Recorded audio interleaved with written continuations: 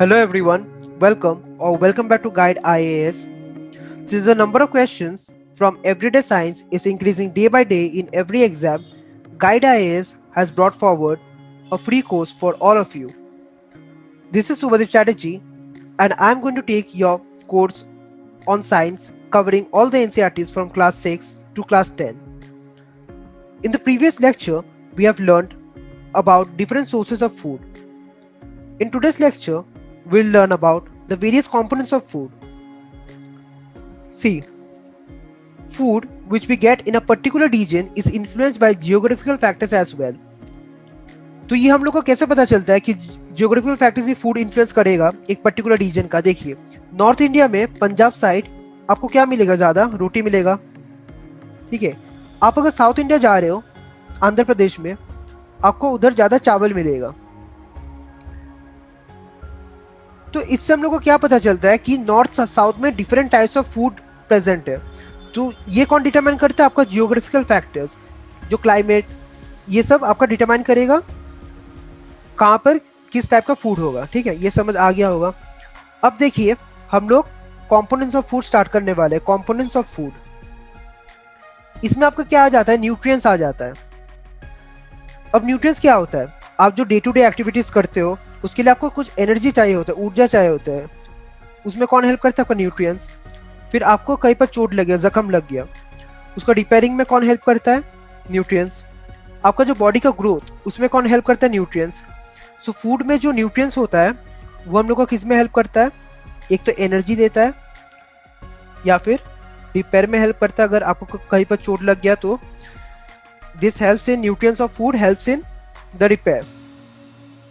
और क्या होता है? जो आपका ग्रोथ में हेल्प करेगा न्यूट्रिएंट्स। तो देखिए, अगर आपका न्यूट्रिएंट्स अगर आपको ठीक से नहीं मिल रहा है तो क्या हो जाता है? मेल न्यूट्रिशन हो जाता है। इसलिए तो this is a huge problem, specially India में, जिधर पॉपुलेशन इतना ज्यादा है और रिसोर्सेस इतना कम है, तो उधर मेल न्यूट्रिशन का प्रॉब्लम, इधर क्या है, मेल न्यूट्रिशन प्रॉब्लम और भी ज्यादा देखने को मिलता है। इसके लिए गवर्नमेंट वेरियस स्कीम्स लॉन्च करता है in order to combat with this malnutrition. तो being an aspiring civil servant, आप लोग को जानना चाहिए कि न्यूट्रिएंट्स किस टाइप का होता है। तो देखिए, न्यूट्रिएंट्स हम क्या क्या होगा? मैक्रोन्यूट्रिएंट्स और माइक्रोन्यूट्रिएंट्स।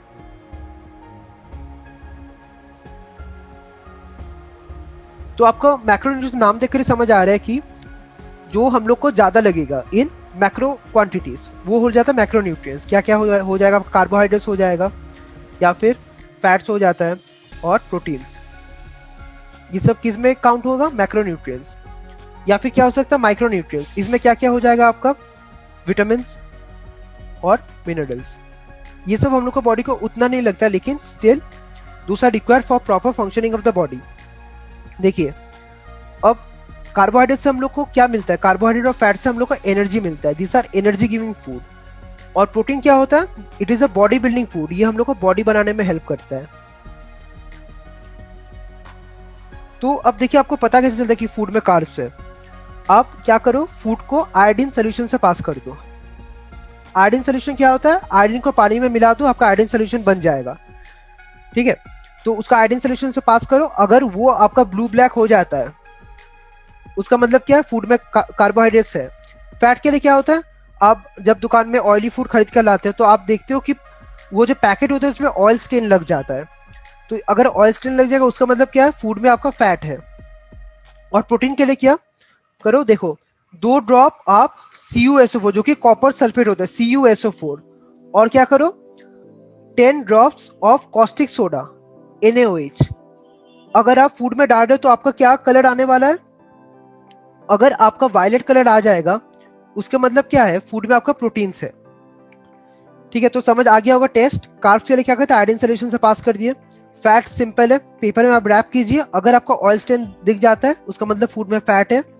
और प्रोटीन्स, ये कैसे पता चलेगा? आप कॉपर सल्फेट का 2 ड्रॉप लो और सोडियम हाइड्रोक्साइड का 10 ड्रॉप लो, उसको अगर फूड से पास करोगे तब आपका कलर क्या होगा? वायलेट होगा। इससे हम लोग को पता चलता है।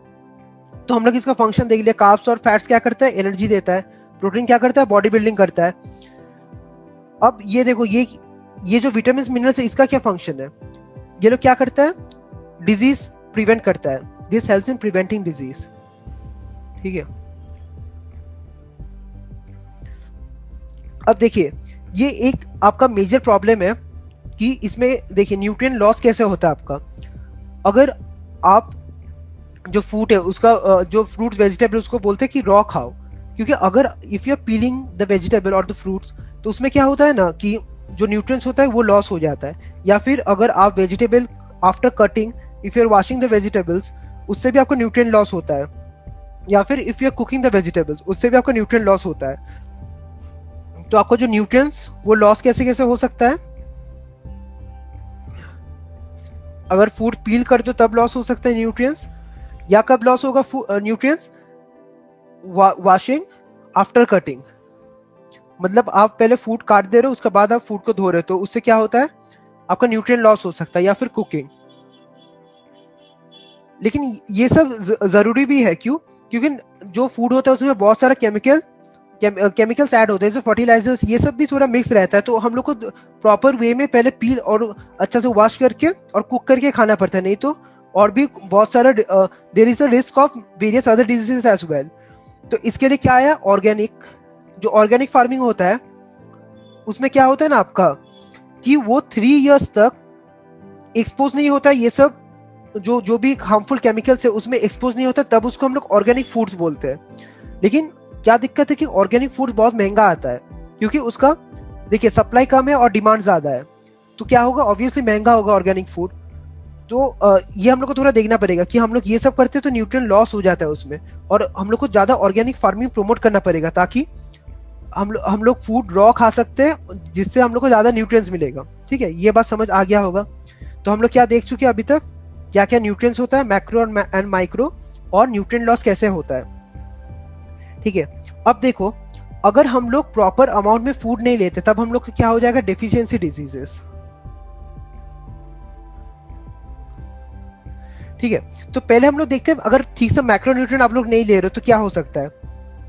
फर्स्ट हम लोग क्या देखेगा, अगर हम लोग ठीक से प्रोटीन नहीं ले रहे, ठीक है, तो क्या हो जाएगा, ग्रोथ, स्टंटेड ग्रोथ हो जाएगा,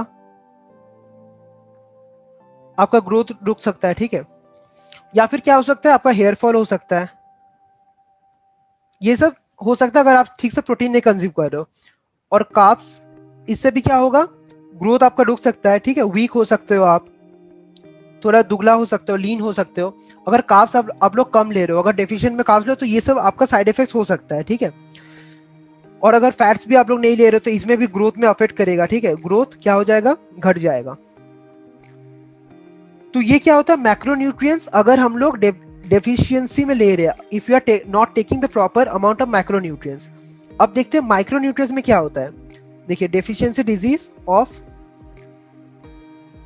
माइक्रोन्यूट्रिएंट्स।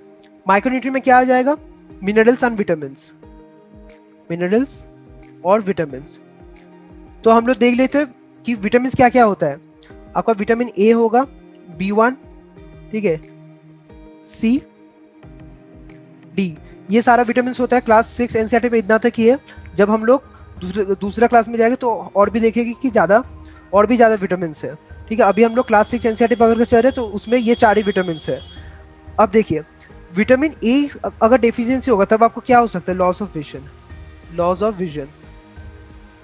देखिए, अक्सर घर में आपको बोलता है, क्या बोलता है कि ज्यादा पालक साग खाओ, ज्यादा साग खाओ, ग्रीन लीफी वेजिटेबल्स खाओ, ताकि क्या हो कि आप ठीक से देख पाओ। ठीक है, आपका जो विजन है वो स्ट्रांग हो। क्यों वैसे क्यों बोलता है, क्योंकि उसमें विटामिन ए ज्यादा रहता है। इसमें स्पिनच, ये सब में आपका विटामिन ए ज्यादा रहेगा, इसलिए क्या बोलेगा कि if you are having food rich in vitamin A then you will have a very good vision. ये हो गया। अब विटामिन B1 देखो, इसका डेफिशिएंसी से क्या हो जाएगा, बेरुबेरी डिजीज। ठीक है, तो इसमें क्या होता है, बेरुबेरी डिजीज में आपका वीक हो जाते हो आप, आपका एनर्जी घट जाता है। ठीक है, ये सब होता है। तो B1 हम लोग को कौन सा खाना से मिलेगा, बीन्स से। ठीक है, बीन्स। अब सी में आ जाओ, विटामिन सी अगर इसका डेफिशिएंसी होगा तब क्या हो जाएगा, स्कर्वी होगा। स्कर्वी क्या होता है, जो आपका स्वोलन गम्स होता है वो स्कर्वी होता है। तो इसमें फूड रिच क्या हो जाएगा, इसका फूड रिच सिट्रस फ्रूट्स। जो कि लेमन्स हो गया, ये सारा क्या होगा, विटामिन सी। और विटामिन डी क्या होगा, ये कैल्शियम रिच फूड है, ठीक है, कैल्शियम। फिर आपको सनलाइट से भी विटामिन डी मिलता है, ठीक है, सनलाइट हो गया। अब विटामिन डी डी से क्या होगा, अगर डेफिशिएंसी होगी आपका रिकेट्स हो जाएगा। रिकेट्स क्या होता है, सॉफ्ट बोन्स, आपका हड्डियां पतला, मतलब पूरा उतना हार्ड नहीं रहेगा, ठीक है, सॉफ्ट बोन्स हो जाएगा। तो हम लोग देख चुके हैं विटामिन का डेफिशिएंसी से क्या क्या हो सकता है। ये सब डिजीज होता है, लॉस ऑफ विजन हो सकता है, वीक पड़ सकते हो आप, फिर आपका सोलन गम्स हो सकता है, या फिर आपका सॉफ्ट बोन्स हो सकता है। तो आपको पता रहना चाहिए कि कौन सा फूड में क्या विटामिन प्रेजेंट है, ताकि आपको आपका डेफिशिएंसी नहीं हो रहा है विटामिन का, आप डे टू डे ये सारा फूड्स खा रहे हो। और मिनरल्स में क्या क्या आ जाता है, कैल्शियम, या फिर क्या आ जाएगा, आयोडीन, या फिर आयरन आ जाएगा, ये तीन आ जाएगा इन मिनरल्स। कैल्शियम का डेफिशिएंसी क्या होता है, सेम आपका जो टीथ होता है या फिर बोन्स, ये सब में अफेक्ट होता है, ठीक है, कैल्शियम से। आयोडीन से क्या होता है, गॉइटर होता है, आप देखो कि गला थोड़ा फूल जाता है, वो क्या होता है, गॉइटर होता है। और आयरन का डेफिशिएंसी क्या होता है, एनीमिया होता है। एनीमिया, एनीमिया मतलब क्या होता है, जो आपको मतलब वीक पड़ जाता है उसका, वो एनीमिया होता है, ठीक है, आप बहुत वीक पड़ जाते हो। तो कैल्शियम, कैल्शियम किस में रहता है, सेम डेयरी प्रोडक्ट्स, ठीक है। आयोडीन, इसका आयोडाइज सॉल्ट भी मिलता है, उसमें भी आयोडीन रहता है, तो ये क्या प्रिवेंट कर देगा, गॉइटर प्रिवेंट करेगा। अगर इसका डेफिशिएंसी हो जाएगा तब क्या हो जाएगा, आपको गॉइटर हो सकता है। और अगर आयरन का डेफिशिएंसी होगा तब आपको एनीमिया हो सकता है। आयरन रिच फूड जो लीफी वेजिटेबल्स होता है उसमें आयरन ज्यादा रहता है, ठीक है। तो ये आपका सारा हो गया कि अगर आप ठीक से फूड नहीं रहे, अगर डेफिशिएंसी ऑफ फूड हो रहा है तो आपको क्या क्या डिजीज हो सकता है। अगर डेफिशिएंसी ऑफ पर्टिकुलर न्यूट्रिएंट्स हो रहा है तो क्या क्या आपका डिजीज हो सकता है, ये सारा चीज हम लोग देख चुके हैं।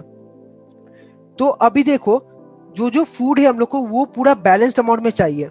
मतलब अगर ऐसा नहीं है कि आप ज्यादा खा रहे हो। अगर आप देखो, कार्बोहाइड्रेट जो फूड होता है, जो कि रोटी चावल ये सब में होता है, फैट जो कि घी तेल ये सब में होता है, ये अगर आप लोग ज्यादा कंज्यूम कर रहे हो तब आपका क्या होगा, ओबेसिटी हो सकता है, मतलब आपका वेट बढ़ सकता है, ठीक है, आपका हाइट हिसाब से वेट बहुत बढ़ जाएगा।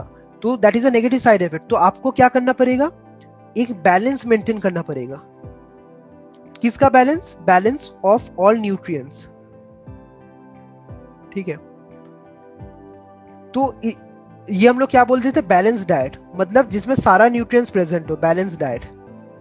देखिए, बैलेंस डाइट बस न्यूट्रिएंट प्रेजेंट होने से काम नहीं चलेगा, इसमें न्यूट्रिएंट होना पड़ेगा प्रेजेंट, रफेज भी प्रेजेंट होना पड़ेगा। अब रफेज क्या होता है हम बताते हैं अभी, और वाटर, ठीक है। तो रफेज को हम लोग डाइटरी फाइबर्स भी बोलते हैं। ये आपका किस में प्रेजेंट होता है, जो कि आपका वेजिटेबल्स होता है उसमें ये बहुत ज्यादा अमाउंट में प्रेजेंट रहता है। ये किस में हेल्प करता है, फॉर एक्सक्रीशन, जो अब हम लोग का बॉडी का जो हार्मफुल वेस्ट है जो एक्यूमुलेट हो जाता है तो वो बॉडी से फ्लश आउट करने में रफेज इज वेरी यूजफुल। और वाटर किस में, ये हम लोग का बॉडी टेम्परेचर रेगुलेट करने में हेल्प करता है। फिर सेम जो बॉडी में जो भी वेस्ट मटेरियल है वो भी एक्सक्रीट करने में हेल्प करता है, ठीक है। तो ये तीन का जो बैलेंस होता है, मतलब ज्यादा मतलब बहुत ज्यादा नहीं बहुत कम भी नहीं, not neither too high not too low, ठीक है, neither too high not too low, वो बैलेंस डाइट होगा। प्रॉपर्ली अगर सब करके जा रहे हो तो वो बैलेंस डाइट। तो ये जो चैप्टर था हम लोग का कंपोनेंट्स ऑफ फूड, हम लोग इसमें क्या क्या सीखे, देखिए जो कंपोनेंट्स ऑफ फूड, इसमें एक बार रिवाइज कर लेते हैं। इसमें पहले हम लोग क्या देखे थे कि जियोग्राफिकल फैक्टर्स अफेक्ट करेगा, जियोग्राफिकल फैक्टर्स, ठीक है। एक रीजन में क्या फूड मिलता है, जियोग्राफिकल फैक्टर्स विल डिटरमाइन। और क्या देखे थे कि कंपोनेंट्स ऑफ फूड में क्या होता है, न्यूट्रिएंट्स, और क्या होता है, न्यूट्रिएंट्स होता है, फिर आपका विटामिन्स। देखिए न्यूट्रिएंट्स में दो कैटेगरी होता है, एक मैक्रो होता है और एक माइक्रो होता है, ठीक है। तो मैक्रो में क्या आ जाता है, आपका कार्ब आ जाता है, प्रोटीन और फैट्स आ जाता है, ठीक है। ये सारा हम लोग देख लिए कि डेफिशिएंसी से क्या दिक्कत होता है। और माइक्रो में आपका क्या आ जाएगा, विटामिन्स और आपका क्या आ जाएगा, मिनरल्स, ठीक है। विटामिन्स में क्या आता है, ए, B1, C और D। और मिनरल्स में क्या आएगा आपका, कैल्शियम, क्या आएगा लिख देते हैं हम, कैल्शियम, आयोडीन और आयरन, ये सब मिनरल्स है। और क्या होता है, रफेज होता है एंड वाटर, ठीक है। ये सारा कंपोनेंट्स ऑफ फूड है। तो ये जो तीन है इसको हम लोग को बैलेंस करके चलना पड़ेगा, उसको हम लोग क्या बोलते हैं, बैलेंस डाइट। और मान लो कोई फूड में कार्ब ज्यादा है तो उसको क्या बोलेंगे हम लोग, कार्बोहाइड्रेट रिच फूड। बस ये चैप्टर से इतना ही था। तो हम लोग देखिए ये रफेज क्या होता है, डाइटरी फाइबर, ठीक है, ये जो फाइबर डाइट में रहता है। तो अभी देखो हम लोग अभी नेक्स्ट चैप्टर की तरफ बढ़ते हैं। जब हम लोग को प्रॉपर खाना मिलने लग गया तब हम लोग अभी क्या सोचेंगे, we will think about covering our bodies, क्योंकि ठंड पड़ता है तो we will think about covering and bodies and also to maintain proper hygiene. तो इसके लिए हम लोग का नेक्स्ट चैप्टर क्या है, फाइबर टू फैब्रिक, ठीक है, ये हम लोग का नेक्स्ट चैप्टर है। तो फाइबर प्रीवियस चैप्टर हम लोग क्या देखा, वो रफेज था, वो क्या था, डाइटरी फाइबर, जो क्या हेल्प करता है in eliminating waste from our body. इसमें हम लोग क्या देखेंगे, फाइबर जो कि आपका कपड़ा में होता है फाइबर, ठीक है। तो देखिए वैरायटी ऑफ क्लोथिंग मटेरियल होता है और वैरायटी ऑफ फाइबर्स होता है, बहुत डिफरेंट वैरायटी। जैसे आप लोग किसी का कपड़ा छूकर बोलते हो कि वो कॉटन मटेरियल से बना है, मतलब क्या, कॉटन फाइबर से जो मटेरियल बनता है उसको हम लोग क्या बोलते हैं, कॉटन मटेरियल या फिर सिल्क मटेरियल हो गया। तो चलिए ये सब देखते हैं, ठीक है, फाइबर क्या होता है और फैब्रिक क्या होता है। अभी देखिए फाइबर क्या होता है, जो थिन स्ट्रैंड ऑफ थ्रेड, ठीक है, मतलब पूरा पतला सा जो धागा रहेगा वो होता है फाइबर। और फाइबर आपका क्या क्या हो जाता है, नेचुरल हो सकता है फाइबर या फिर सिंथेटिक, जो कि मैनमेड है, जो ह्यूमन बनाता है, ठीक है, सिंथेटिक फाइबर्स, या फिर नेचुरल फाइबर्स भी हो सकता है या फिर सिंथेटिक फाइबर्स। अब देखिए नेचुरल फाइबर्स में आपका क्या क्या आ सकता है, कॉटन, वुड, सिल्क, ये सब क्या आएगा नेचुरल फाइबर्स में। और सिंथेटिक फाइबर्स में क्या क्या आ जाता है, जो कि केमिकल से बनता है, नाइलॉन, पॉलिएस्टर, ये सब आपका सिंथेटिक फाइबर्स में आ जाएगा, ठीक है। अब देखो इसमें भी नेचुरल भी हम लोग दो कैटेगरी में डिवाइड कर सकते हैं, एक आपका हो गया प्लांट सोर्सेस, प्लांट से मिलता है, और एक एनिमल। देखो प्लांट से हम लोग को क्या मिलेगा, कॉटन, ठीक है, कॉटन मिल सकता है, और क्या मिलेगा, जूट मिलेगा। ये सारा कहां से मिलेगा, प्लांट सोर्सेस से। अब देखो आप, जो कॉटन होता है, कॉटन को क्या करता है, अब देखे होगा कॉटन, इसमें क्या रहता है, इसको क्या बोलते हैं हम लोग, कॉटन बोल्स, ठीक है, कॉटन बोल्स, इसका इधर ऐसे करके थोड़ा कॉटन रहता है। तो क्या ये कॉटन को स्टार्ट कैसे करते हैं, ये कॉटन जो बोल्स है इसको निकाल देते हैं बाय हैंड पिकिंग मेथड, उसको हम लोग क्या बोलते हैं, गिनिंग, GINNING, मतलब हम लोग ऐसे अगर हाथ से पिक करके वो निकाल देते हैं ये कॉटन बोल्स को, और हम लोग को क्या मिल जाता है, कॉटन मिल जाता है। अब देखिए कॉटन कहां पर प्रोड्यूस होता है, जहां की ब्लैक सॉइल, ठीक है, और वार्म क्लाइमेट जहां पर रहता है, उधर क्या होता है, हम लोग का कॉटन प्रोड्यूस ज्यादा होता है। अब आपको पता होगा कि अगर आप हिस्ट्री पढ़े हुए तो आपको पता होगा कि जो जब स्वदेशी मूवमेंट हुआ था तब गांधी जी क्या किया था कि ही प्रोमोटेड यूज ऑफ चरखा, ठीक है, जो चरखा यूज का प्रोमोट किया था गांधी जी, क्यों किया था, क्योंकि जो ब्रिटिशर्स था उसमें वो लोग क्या लाया था, बहुत सारा आपका जो ये जो था कॉटन जो प्रोड्यूसिंग मशीनरी था वो लाया था। तो उससे क्या हुआ था, जो हम लोग का इंडिया में जो हैंडीक्राफ्ट था जो कि कॉटन प्रोड्यूस करता था, उनका मार्केट डाउन चला गया था। तो गांधी जी ने क्या किया था, बोला था कि स्वदेशी मूवमेंट लाओ जिसमें हम लोग खुद कॉटन बनाएंगे, ठीक है, तो चरखा घुमाकर कॉटन बनाता था, ठीक है। तो गांधी जी कहाँ से था, गुजरात से, इसलिए ये वाला हम लोग को कहाँ मिलेगा, गुजरात, राजस्थान, ये सब जगह में मिलेगा, कॉटन ज्यादा मिलेगा, ठीक है। ये सब हो गया। अब देखिए जूट का क्या है, जूट के लिए आपको क्या चाहिए, ये जूट कहाँ से मिलता है, आपको स्टेम से मिलता है, ठीक है, जो जूट प्लांट का जो स्टेम होता है उससे हम लोग को जूट मिलेगा। और इसके लिए क्या फेवरेबल कंडीशन है, रेनी क्लाइमेट। तो रेनी क्लाइमेट आपको कहां पर मिलेगा, आसाम, वेस्ट बंगाल, इधर आपको रेनी क्लाइमेट मिलेगा, ठीक है। ये आपका जूट हो गया और ये आपका कॉटन हो गया। अब एनिमल सोर्सेस क्या होगा, देखो जो ये ऊल है, ठीक है, जो ऊल, सिल्क, ये सारा क्या हो जाएगा, एनिमल सोर्सेस। ऊल कहां से मिलता है, शिप से ऊल मिलता है, ठीक है। और सिल्क कहां से मिलता है, जो सिल्क वर्म होता है उनसे हमको सिल्क मिलता है। तो क्या हो गया, सिल्क, वुड और कॉटन, ये ऊल है, सॉरी, सिल्क, ऊल और कॉटन। तो ये तीन क्या हो गए, नेचुरल सोर्सेस। और सिंथेटिक सोर्सेस क्या हो गए, नाइलॉन एंड पॉलिएस्टर। तो इसमें भी हम लोग को दिख रहा है कि जियोग्राफिकल फैक्टर्स भी अफेक्ट करता है इसमें, ठीक है। अब देखो फाइबर्स हम लोग को समझ में आ गया, नेचुरल होता है और सिंथेटिक होता है। इससे हम लोग फैब्रिक जो बनाते हैं, उससे पहले क्या बनता है, देखिए फैब्रिक से पहले हम लोग का क्या बन जाएगा, यान बनता है, ठीक है, और उसके बाद हम लोग का क्या बनता है, फैब्रिक बनता है।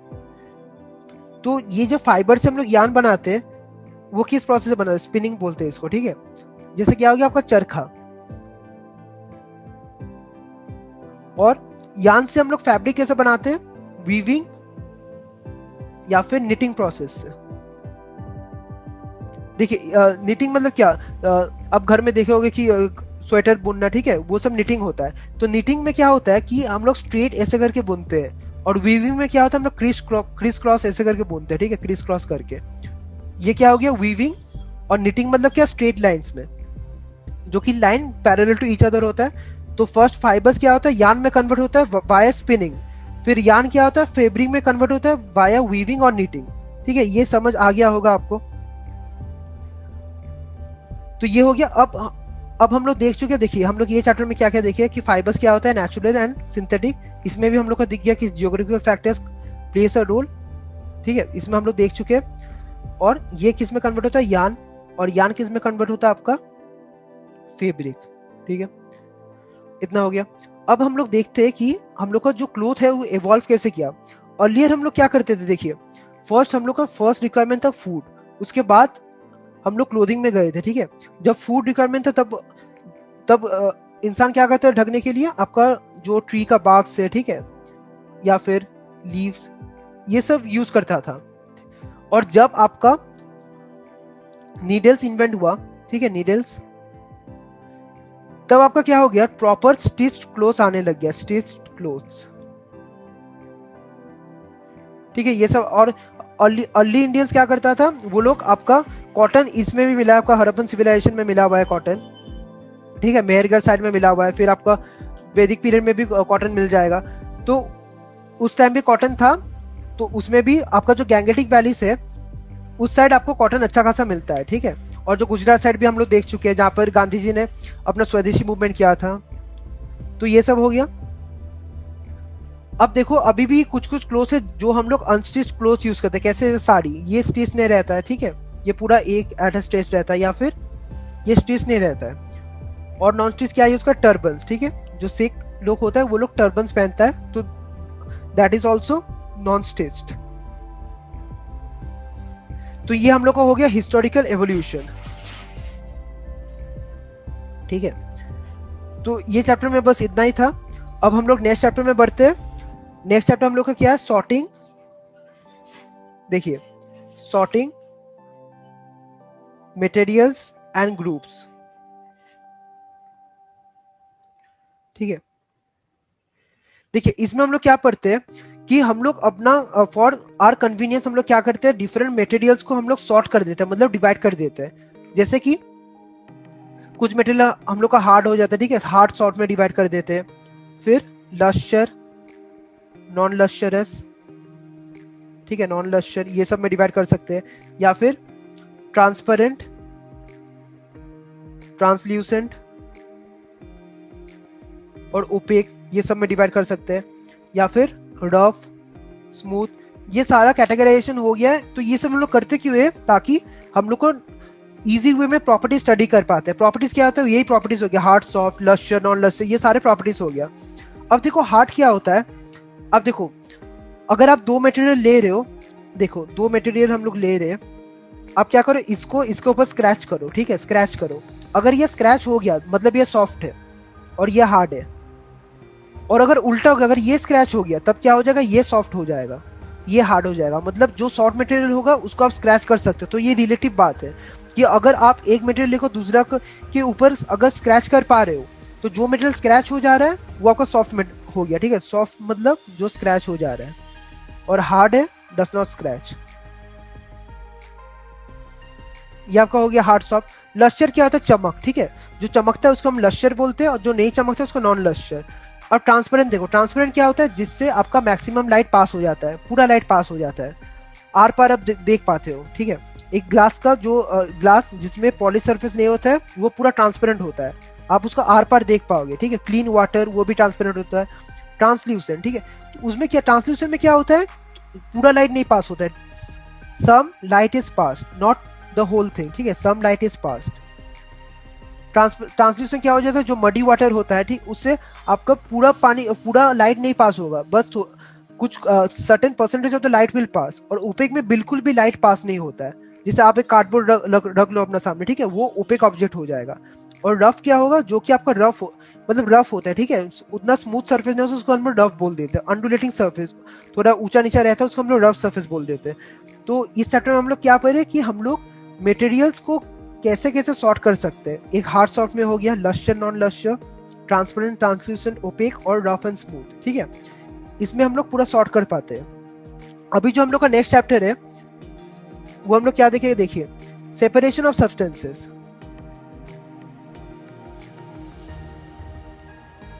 एक मिनट, देखिए जो नेक्स्ट लेक्चर हम लोग का आ जाएगा ये है सेपरेशन ऑफ सब्सटेंसेस।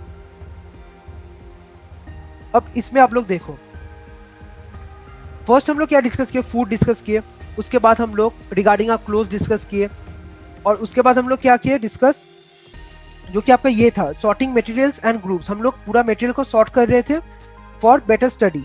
अब हम लोग को क्या करना पड़ेगा, सेपरेट करना पड़ेगा, क्योंकि जो मटेरियल नेचर में आता है वो आपको रॉ नहीं मिलेगा कुछ भी ठीक है, आपको पानी भी आपको छाक कर पीना पड़ता है, मतलब जो वाटर मिलता है वो भी हम लोग डायरेक्ट कंज्यूम नहीं कर पाते। वैसे सारा मटेरियल्स का सेम चीज है कि उसमें कॉन्टेमिनेटेड सब्सटेंस रहता है, तो हम लोग का सेपरेशन बहुत इंपॉर्टेंट बन जाता है ठीक है। तो ये चीज हम लोग पढ़ने वाले हैं अभी, सेपरेशन।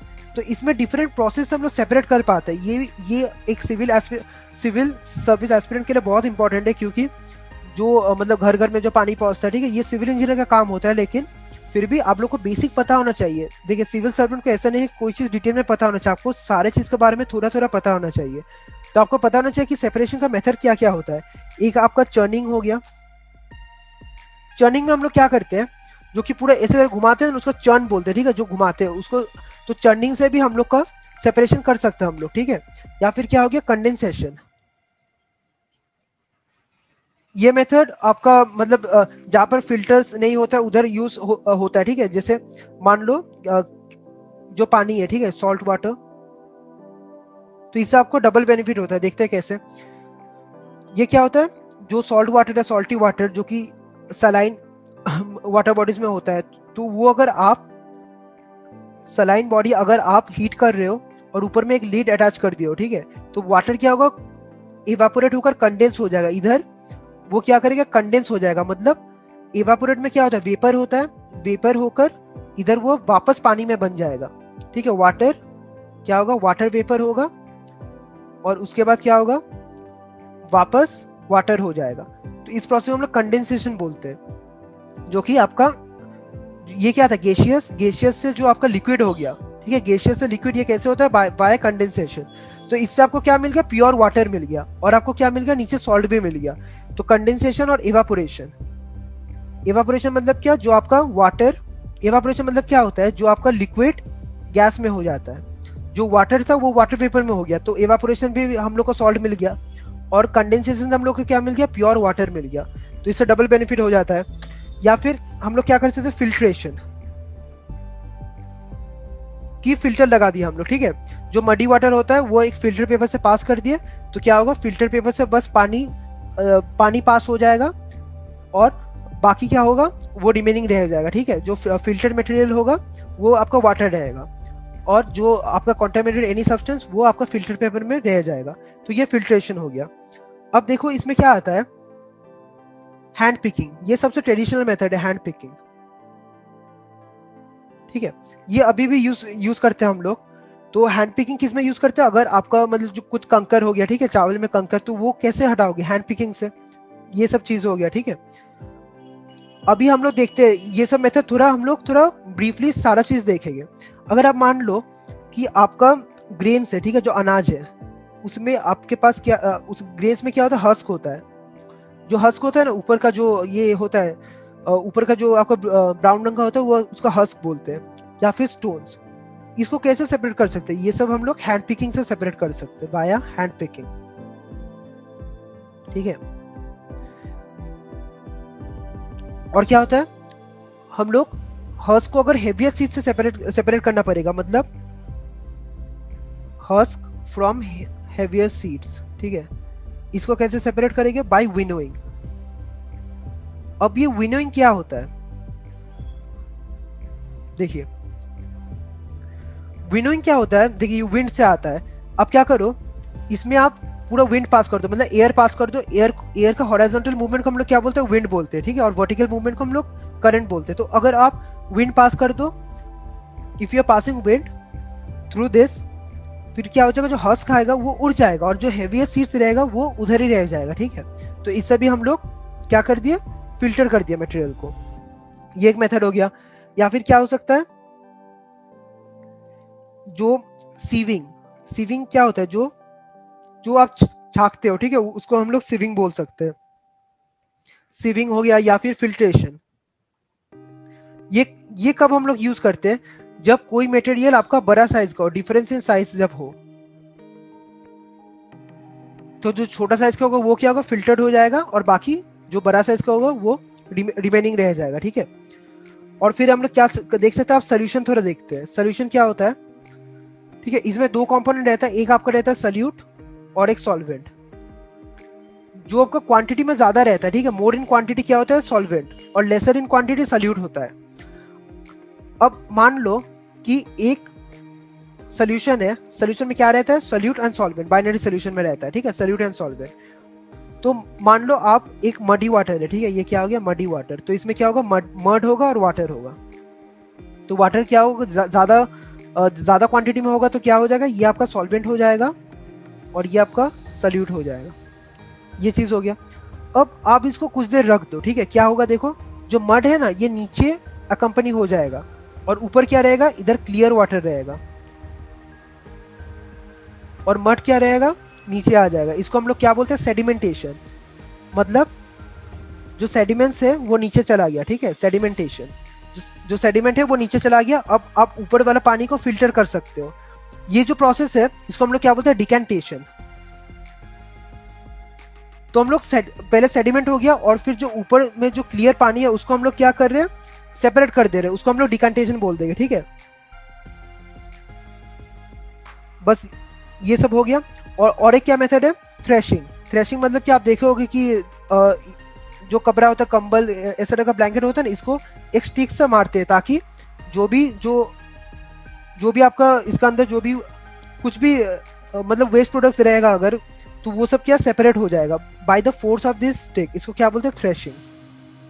तो ये डिफरेंट मेथड्स हो गया। तो इसमें हम लोग क्या देख चुके हैं, एक बार रिवाइज कर लेते हैं हम लोग। एक चर्निंग हो गया, जो कि चर्न करके मतलब घुमाकर हम लोग क्या करते हैं, फिल्टर करते हैं, ठीक है, सेपरेशन ऑफ सब्सटेंसेस, ठीक है। या फिर कंडेंसेशन हो गया, इसमें हम लोग सॉल्ट वाटर के एग्जांपल देखे। और इवापोरेशन, या फिर क्या हो गया, कंडेंसेशन, इवापोरेशन हो गया। या फिर आपका सीविंग, सीविंग के साथ आपका क्या आता है, फिल्ट्रेशन, ठीक है। ये कब यूज होता है, जब आपका डिफरेंस इन साइज होगा ऑफ द मटेरियल्स, ठीक है। जो कंटामिनेटेड मटेरियल अगर डिफरेंस इन साइज होगा तब ये दोनों में हम लोग यूज कर सकते हैं। और क्या होता है, हैंड पिकिंग मेथड, जो कि ट्रेडिशनल मेथड है। या फिर क्या होता है आपका जो हैंड पिकिंग, और क्या होता है आपका जो हम लोग पढ़े अभी, सेडिमेंटेशन एंड डिकेंटेशन। सेडिमेंटेशन मतलब नीचे आपका सेटल हो गया, एंड डिकेंटेशन मतलब ऊपर वाला जो पानी है उसको हम लोग छाक ले रहे, तो वो डिकेंटेशन हो गया। ये मेथड हुआ। और फिर थ्रेसिंग, अगर आप एक रॉड मार कर अगर आप ये हटा रहे हो, मतलब थ्रेश करके अगर जो भी डस्ट पार्टिकल्स उसको हटा रहे हो, तो वो क्या हो जाएगा, थ्रेशिंग हो जाएगा। और एक क्या हो गया, विनोइंग, जो कि आप ये कब यूज होता है, मान लो एक बहुत लाइट वेट है और एक बहुत हैवी वेट है, तब क्या करो, उससे आप पूरा विंड पास कर दो। विंड पास करने से क्या होगा, जो लाइटर वेट का रहेगा वो आपका अलग हो जाएगा और जो हेवियर सब्सटेंस रहेगा वो आपका रह जाएगा। उससे भी हम लोग सेपरेशन ऑफ सब्सटेंसेस देख चुके हैं। तो देखिए हम लोग क्लास 6 एनसीईआरटी का चैप्टर 5 तक कंप्लीट है। फर्स्ट चैप्टर हम लोग के क्या था, फूड का सोर्सेस, कहाँ से मिलता है। The second chapter was components, food का कंपोनेंट्स। थर्ड चैप्टर क्या था, फाइबर टू फैब्रिक। ये फाइबर हम लोग देख चुके हैं और क्या फैब्रिक होता है ये भी हम लोग देख चुके हैं, ठीक है। फाइबर से यार्न में कन्वर्ट करते हैं, उसके बाद फैब्रिक में कन्वर्ट करते हैं। और हम लोग क्या देख चुके हैं, इसका बाद था सॉर्टिंग मटेरियल्स इनटू ग्रुप्स। इसमें हम लोग क्या किए थे,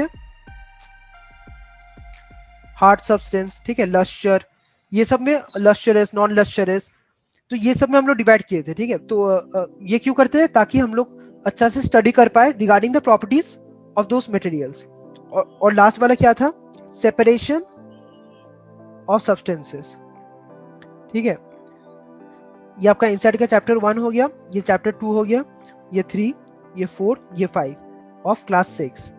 ये सारा हम लोग बहुत एक्सटेंसिवली कवर किए, आप जाकर देख सकते हो, पूरा एग्जॉस्टिवली कवर हो गया चैप्टर। तो आप लोग क्या करो कि कोई भी डाउट है, comment section is always open, you can ask any questions. That's all guys from this video, thank you for watching the video.